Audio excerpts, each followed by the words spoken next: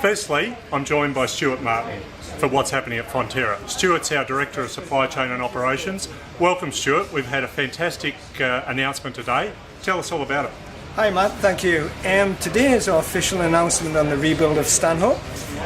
Just really looking forward to how we go forward, and the actual rebuild itself has taken so many months to get here, and it's great news for the whole area, the community and the team here.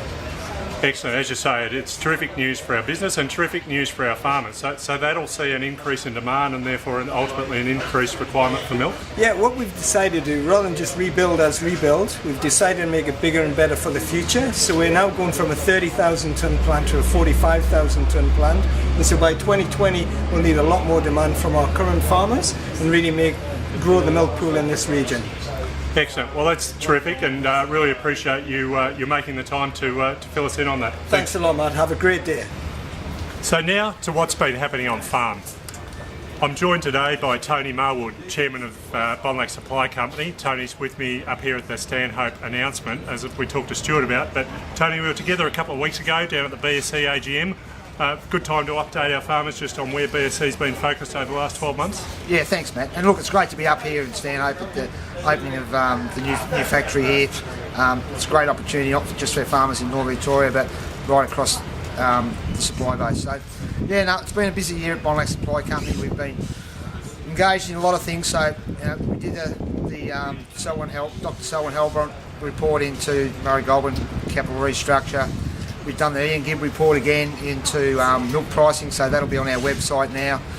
We've been heavily involved in the water business in the Murray-Darling Basin Plan. We put a submission forward into that, and we continue to be heavily engaged in working with government and all bodies to try and get positive outcome for our farmers on water. We still do the leadership program stuff, and our team's really well engaged within the community. You know, we've got like Aubrey and Mark on the Future Dairies committee, and Tanya's heavily involved in women in dairy. So it's we've been busy, and we've just gone through a restructure ourselves. So it's all good.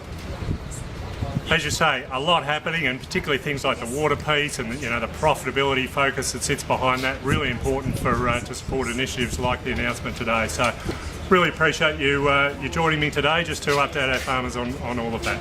Thanks, Matt. Now to what's been happening in the market. You will have received the advice earlier in the week around our decision to hold price at $5.60. Now, in the market we continue to see softer production out of New Zealand, but that is being offset by stronger production in the Northern Hemisphere, particularly Europe. The US has slowed to some degree, and as you'll all be aware, we're starting to see Australia really slow in production in the last month or so on the back of the El Nino effects.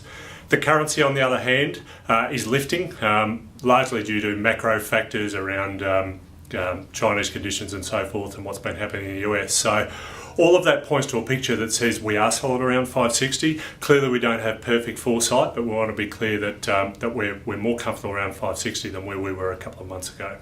The market did rally at GDT a little on the last event.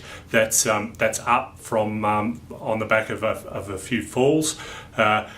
We support a view that says that as things get into balance next year, we potentially see stability and moving back up, but it does remain volatile right now.